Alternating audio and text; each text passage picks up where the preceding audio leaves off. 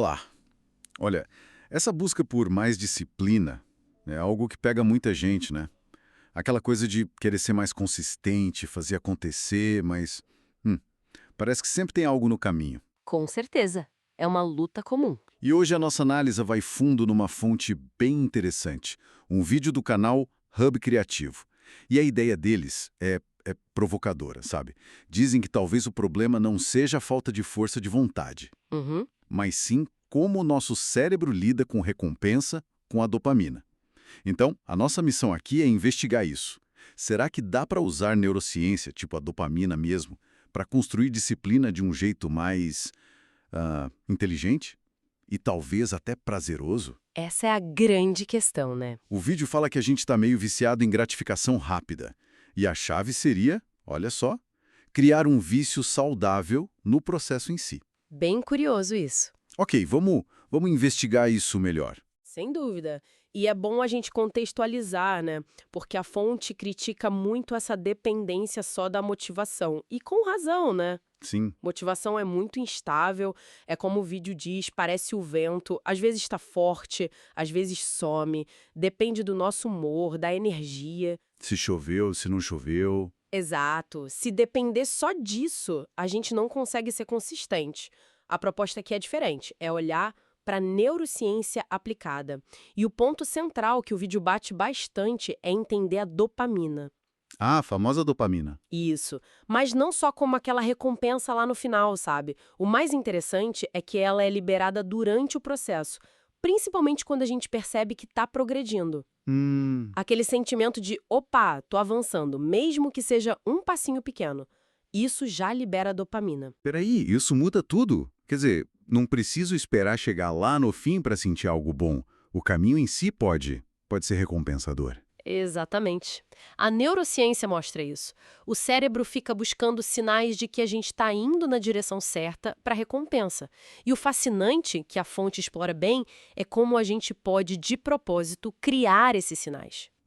Criar os sinais de progresso. Isso, para manter o cérebro engajado, motivado por dentro.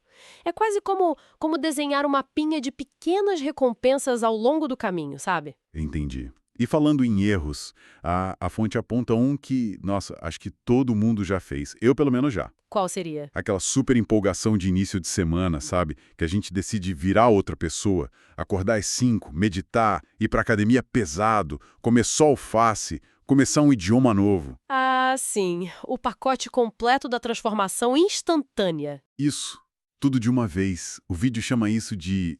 Achei forte, mas faz pensar. Tortura programada. Não disciplina. É uma descrição bem precisa, pensando na neurobiologia. Tentar fazer tanta mudança radical ao mesmo tempo, isso sobrecarrega demais o cérebro. A energia mental para sustentar isso tudo é gigante. E acaba rápido, né? Acaba rápido.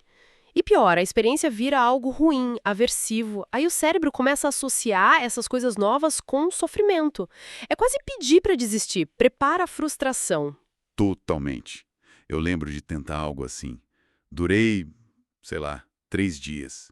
E me senti péssimo depois. A solução que o vídeo dá é o oposto disso. É começar o dia com uma pequena vitória. Uhum. Algo tão, mas tão simples, que o cérebro nem reclama. Tipo, os exemplos são ótimos. Arrumar a cama assim que levantar. Leva 1 minuto, né?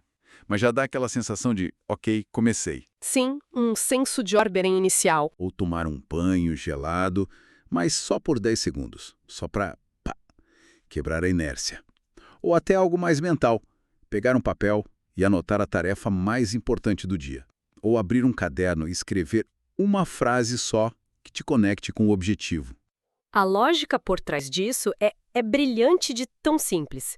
É o que chamam de criar momentum comportamental. Essa primeira ação, mesmo mínima, quebra a inércia. Tira do ponto morto, né? Exato. Manda um sinal para o cérebro. Opa, estamos no controle, começamos. Funciona como a primeira pecinha do dominó caindo. E o mais importante, gera uma pequena liberação de dopamina, porque você concluiu algo, mesmo pequeno. Isso já te deixa mais propenso para a próxima ação. Ah, o efeito dominó da disciplina. É isso que a fonte fala. Faz muito sentido. Essa primeira vitória, mesmo que simbólica, parece que que lubrifica as coisas para a próxima, né? Perfeito! Aquela tarefa maior que parecia um monstro, talvez continue grande, mas a nossa disposição para encarar ela aumenta, porque a gente já está em movimento. É tipo empurrar um carro parado. O mais difícil é o começo. É exatamente isso. É um princípio da física na psicologia. O objeto em movimento tende a ficar em movimento. Vencer a resistência inicial com algo fácil diminui a barreira para as tarefas seguintes. O cérebro pensa: bom, já fiz isso? Qual a próxima? Criar um ritmo positivo. Legal. Mas claro, né? Manter esse movimento exige mais do que só o impulso inicial. A empolgação da pequena vitória pode passar. Sim, total. E aí a fonte traz uma metáfora que eu achei, nossa, muito visual, muito forte. A da fogueira interna versus o vento externo. Explica isso pra gente. É uma analogia excelente, eu achei, para diferenciar a disciplina que se sustenta daquela motivação que vem e vai. Uhum. Muita gente, como a fonte diz, tenta ficar na disciplina buscando coisa de fora, sabe? Assiste vídeo motivacional, fica pilhado por umas horas. Culpadíssimo. Pois é. Ou depende de elogio para se sentir capaz, ou só consegue engatar projeto na vibe da segunda-feira, do ano novo. Isso é o vento. Entendi. Ele pode até soprar forte, aumentar a chama ali na hora. Mas é inconstante, a gente não controla, tá fora da gente. E a disciplina de verdade seria, então, a fogueira interna. Exatamente. Uma fonte de calor, de energia que a gente constrói dentro da gente, que fica acesa mesmo se tá chovendo lá fora, se a gente tá cansada, se ninguém tá vendo ou batendo palma. E a fonte sugere que essa fogueira não se constrói jogando uma tora enorme de uma vez. É com um gravetinho por dia, pequenas ações consistentes, dia após dia. É isso que fortalece a chama por dentro. Entendi a metáfora, é poderosa. Mas como que a gente faz isso na prática? Como que alimenta essa fogueira no dia a dia, sem depender só daquela força de vontade que às vezes some? Aí que entram as ferramentas mais práticas que o vídeo sugere. E uma delas são os mini lembretes visuais. É usar um conceito da neurociência chamado priming, pré-ativação. Priming parece chique, mas a aplicação que o vídeo mostra é bem Bem simples, né? usar o ambiente. Justamente. Nada de outro mundo. É usar o que a gente vê para lembrar de quem a gente quer ser, o que a gente busca, em vez de depender só da memória que falha ou da vontade que oscila. A gente cria gatilhos físicos ou digitais. Os exemplos são muito bons mesmo. Colocaram um post-it no espelho do banheiro com uma pergunta tipo: vai continuar sendo o mesmo de ontem? Ou isso te aproxima ou te afasta do objetivo? Ou uma afirmação, né? Consistência é melhor que intensidade. Isso. A ideia não é ficar se culpando, mas ter aquele microsegundo de opa, lembrei, logo cedo. Ou várias vezes. Funciona como um direcionamento para a atenção. Mesmo que você veja de relance, aquilo reativa a ideia do objetivo, da identidade que você quer construir. Mantenha a intenção acesa na mente. Outro exemplo que achei genial: a tela de bloqueio do celular. Ou o fundo de tela do computador. Ah, sim. Em vez de uma paisagem qualquer, colocar uma foto que represente o objetivo.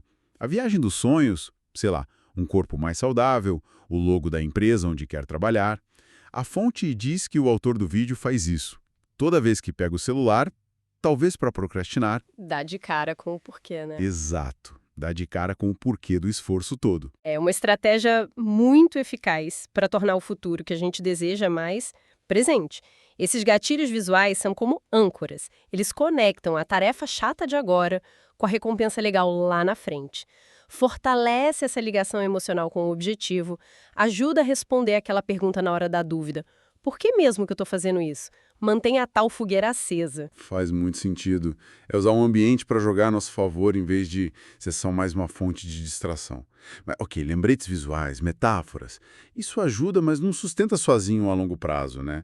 Precisa de um sistema, algo mais concreto. Com certeza. A estrutura é fundamental. E aí vem a parte que eu achei mais legal. A analogia com o jogo de RPG e o sistema do caderno. Sim, essa analogia do RPG é ótimo, porque ela ilustra um erro muito básico que a gente comete. Qual seria esse erro? Querer enfrentar o chefão final, aquela meta gigante, o hábito super complexo quando a gente ainda tá no nível 1. É verdade. Em jogo nenhum a gente faz isso. Primeiro a gente faz as missões menores, ganha experiência, o XP, melhora as habilidades, pega equipamento, só aí vai para o desafio maior. Na vida real a gente quer pular tudo isso, que é a transformação completa agora. Total. A gente define meta tipo escrever um livro, correr uma maratona, ser fluente em inglês, quando nem consolidou o hábito de escrever uma página por dia, ou correr 1 quilômetro sem parar, ou estudar 15 minutos de inglês todo dia. Exato. Essa distância entre a missão lendária e a nossa capacidade atual do nosso personagem é a receita para o abandono.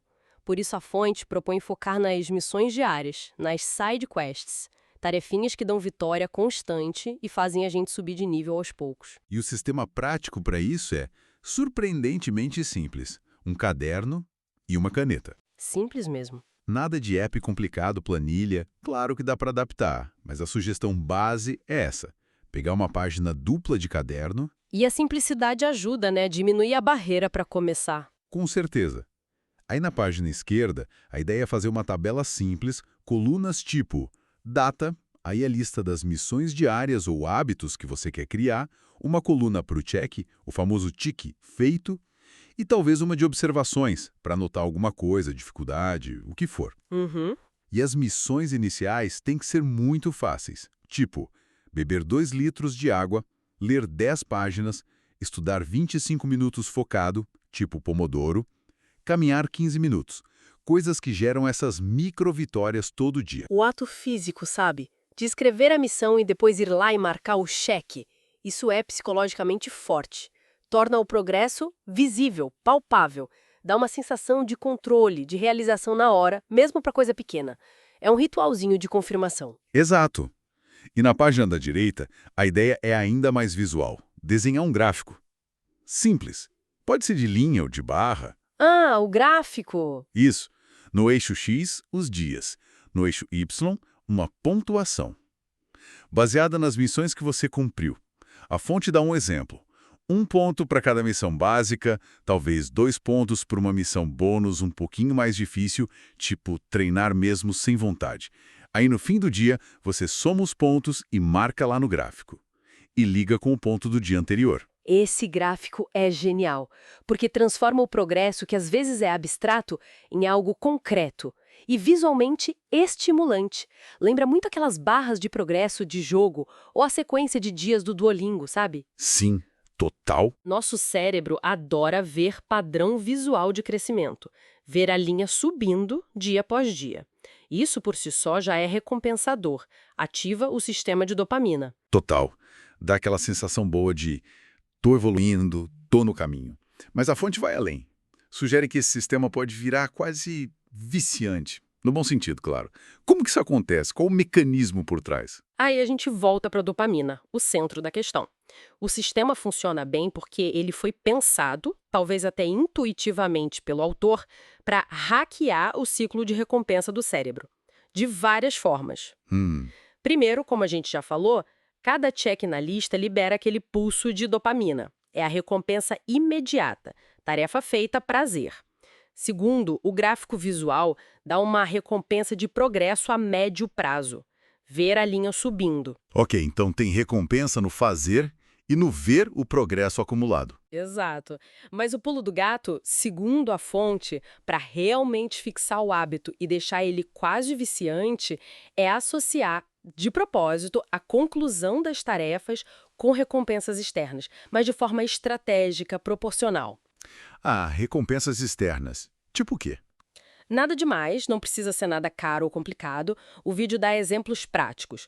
Terminou o bloco de estudo focado de 25 minutos? Se permite tomar um café gostoso ou ouvir aquela música que te anima por 5 minutos. Cumpriu a meta de exercício do dia? Libera 15 minutos para rede social sem culpa ou joga uma partida rápida do seu jogo favorito. Entendi. É criar um ritualzinho de recompensa logo depois do esforço. Não esperar só a recompensa final lá na frente, emagrecer, terminar o projeto, mas ter mini celebrações no caminho. Precisamente. E talvez uma recompensa um pouquinho maior no fim de uma semana boa, consistente. Pedir aquela comida diferente no sábado, ver um filme sem interrupção, comprar uma coisinha que você queria. Isso cria o que a fonte chama de circuito de vício saudável. Circuito de vício saudável. Gostei disso. O cérebro aprende associação. Se eu faço X, o esforço, eu ganho Y, a recompensa. Isso fortalece o caminho neural daquele comportamento. Faz a gente querer repetir para ganhar a recompensa de novo. É um condicionamento, mas que a gente aplica na gente mesma, de forma positiva. Faz todo sentido. Mas fico pensando, manter a disciplina de preencher o caderno e o gráfico todo dia, isso já não é um desafio em si? Como que o gráfico ajuda nisso? Ótima pergunta. Aí entra outro ponto psicológico forte do gráfico visual.